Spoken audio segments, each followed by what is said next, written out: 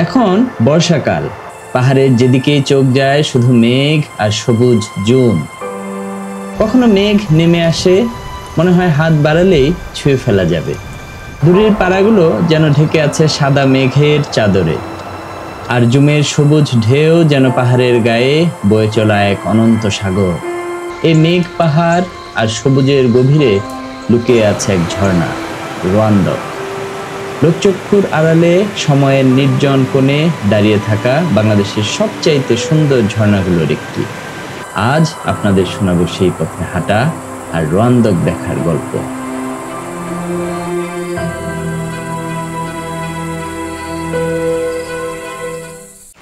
আসসালামু আলাইকুম। আছি প্রাণের বান্দরবনে। এই বান্দরবনে আজকে আপনাদেরকে নতুন একটা ডেস্টিনেশনে নিয়ে যাব, একটা ঝর্ণায় নিয়ে যাব। ঝর্ণার নাম রোয়ান্দক ঝর্ণা। এই মুহূর্তে আছি 21 কিলো ওয়াই জংশন। এখান থেকে নিচে নেমে গেলে তিন্দু বাজার থেকে নৌকায় বাঘের মুখ, সেখান থেকে হেঁটে হেঁটে সাউদাংপাড়া যেতে যেতে রাত হয়ে যাবে। আজকে রাতটা সাউদাংপাড়ায় থাকবো। কালকে ভোরবেলা হেঁটে হেঁটে ট্রেকিং করতে করতে আমরা যাব রোয়ান্দক ঝর্ণা। অগাস্ট মাসে আছি, এই বৃষ্টি এই রোদ, তবে বৃষ্টির পরিমাণটা বেশি। এখনো বৃষ্টি শুরু হয়ে গেছে। এই বৃষ্টির মাঝে হাঁটতে হাঁটতে যাব। খুব চমৎকার একটা ভিডিও হয়তো হবে। আমি বহুদিন পরে এই ট্রিপটা খুব এনজয় করছি এবং আমার কাছে মনে হচ্ছে সেই যে 5-7 বছর আগে যে ভিডিওগুলো করতাম, যেগুলো আপনারা দেখতেন, অনেক দিন পরে তেমন একটা ওয়েদারে তেমন একটা ডেস্টিনেশনে যাচ্ছি। চলেন, একা যাব না, আমরা সবাই আপনাদেরকে নিয়ে রোয়ান্দক ঝর্ণা দেখতে যাই। চাঁদে গাড়ি থামলো 21 কিলো ওয়াই জংশনে। গাড়ির রাস্তা এখানে শেষ, এরপর হাঁটতে হবে। আমি কয়েক বছর আগে এই রাস্তা দিয়ে মোটরসাইকেলে তিন্দু গিয়েছিলাম, তখন রাস্তা মোটামুটি ছিল। এখন বেশ কিছু জায়গায় ভাঙাচোরা, গাড়ি যায় না। আমাদের ব্যাগের অবস্থা দেখে মনে হচ্ছে পাহাড়ে যুদ্ধ করতে যাচ্ছি। 20 দিনের লম্বা সফর, চা, চিনি, ডাল, বিস্কুট, তেল সব আছে।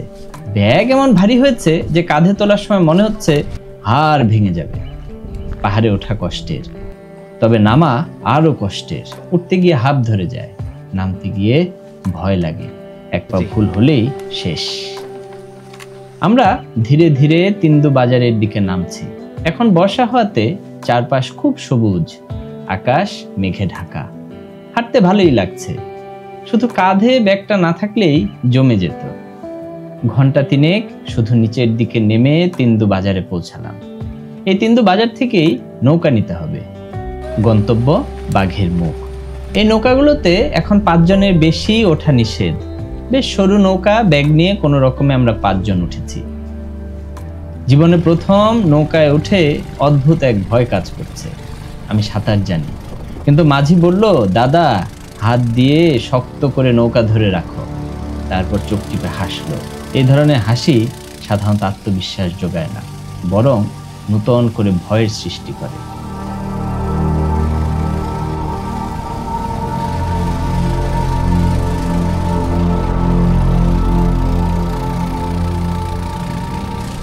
সাঙ্গু নদীর এক জায়গায় আছে রাজা পাথর। বর্ষায় সেটা ডুবে আছে, এখন কেবল পানি আর ঢেউ। সাঙ্গুর এমন ভয়ঙ্কর রূপ আমি আগে দেখিনি। আমরা শক্ত করে নৌকা ধরে চুপচাপ বসে আছি। নৌকা 10-12 মিনিট চললো, তারপর বাঘের মুখ। এখান থেকেই হাঁটা শুরু।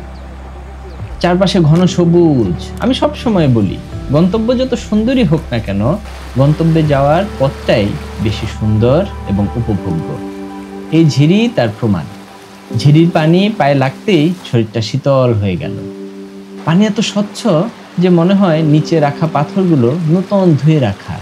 আর পাহাড়ি বনফুলেরা রাস্তার দুপাশে দাঁড়িয়ে আছে। তাদের ভঙ্গি দেখে মনে হয় আমাদের জন্যই অপেক্ষা করছিল। একটু পর থেমে এই ঝিরির পানি দিয়ে মুখ ধুয়ে নিলাম। 2 হাত ভরে পান করলাম ঝিরির পানি। হাঁটতে হাঁটতে অন্ধকার নেমে এলো। পাড়ায় যখন পৌঁছালাম তখন রাত। এখন শুধু রান্না, খাওয়া দাওয়া আর ঘুম।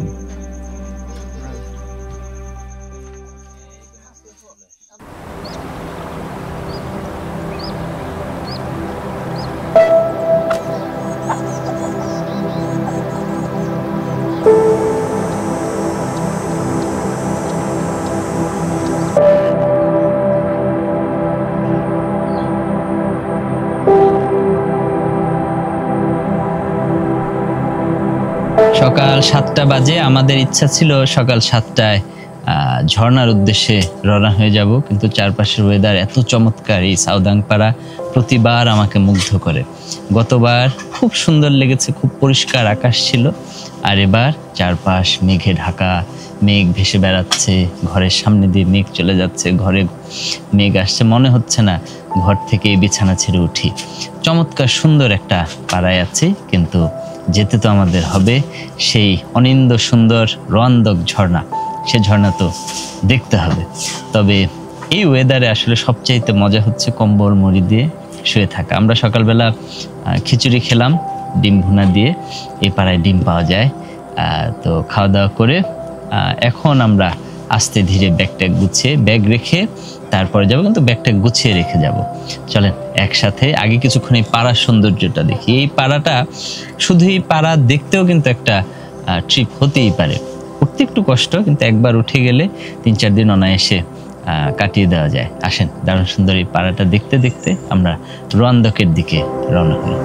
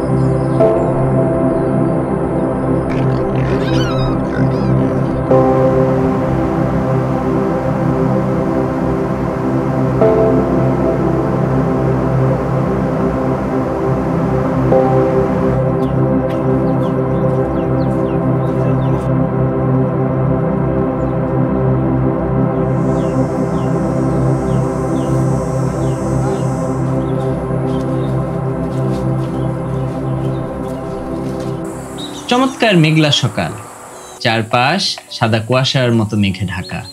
এরই মাঝ দিয়ে আজকের হাঁটা শুরু করলাম। অল্প কিছু দূর যেতেই একটা নতুন পাড়া। আসলে এটা সাউদাং পাড়ারই আরেকটা অংশ। আগে সাউদাং পাড়ায় মারমা আর ম্রো এই দুই সম্প্রদায়ের মানুষ থাকতো। এখন ম্রোরা একটু উপরে উঠে নতুন পাড়া বানিয়েছে। ম্রোরা সাধারণত পাহাড় চূড়ায় নীরবে নিভৃতে বাস করতেই বেশি পছন্দ করেন।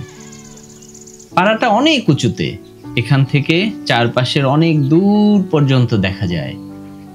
দূরের আকাশে কালো মেঘ করেছে, ঠান্ডা একটা বাতাস গায়ে লাগছে। বোঝা যাচ্ছে কিছুক্ষণের মধ্যেই বৃষ্টি হবে। এই বৃষ্টির পানিতে পাহাড়ের জমি সবুজে ভরে যাবে, ধানের পাতায় পানি জমে থাকবে, আর দূরের ঝর্ণাগুলো আরো উচ্ছ্বসিত হয়ে গর্জে উঠবে। ঝর্ণা দেখতে আমার ভালো লাগে, কিন্তু আমি জানি এই মুহূর্তে বৃষ্টির অপেক্ষায় পাহাড়ি জমির দিকে তাকিয়ে থাকা আর সবুজে ডুবে যাওয়া এই সৌন্দর্য কোনো ঝর্ণার চাইতেও অনেক বেশি।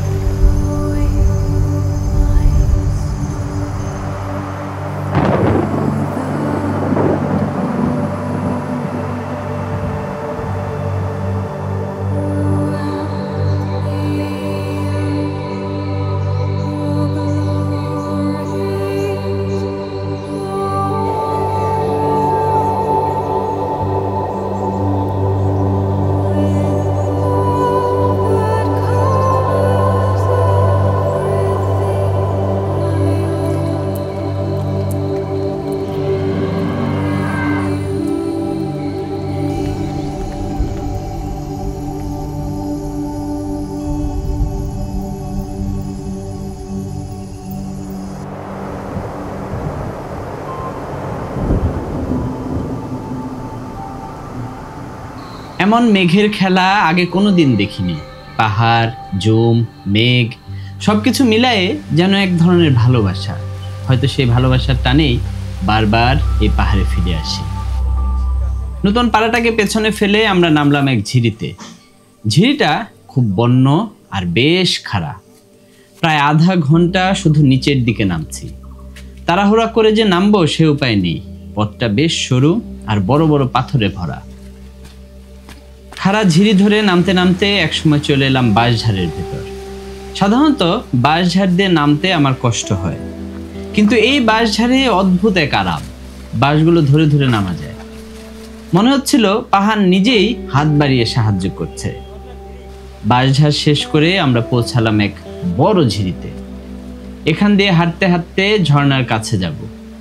যত সময় যাচ্ছে ঝিরিটা তত বুনো হয়ে উঠছে, বড় বড় পাথরের সংখ্যা বাড়ছে। কিছুক্ষণ আগে বৃষ্টি হয়েছে, তাই পানি বেড়ে ঝিরি এখন গর্জন করছে। চারপাশে শুধু পানির শব্দ। বিশাল বিশাল বোল্টার পার হচ্ছে, পাথর ভিজে পিচ্ছিল হয়ে আছে। একবার যদি পা পিছলে যায় বড় বিপদ হয়ে যাবে। ঘাম আর বৃষ্টিতে জামা কাপড় ভিজে একাকার, তবুও পা থামে না।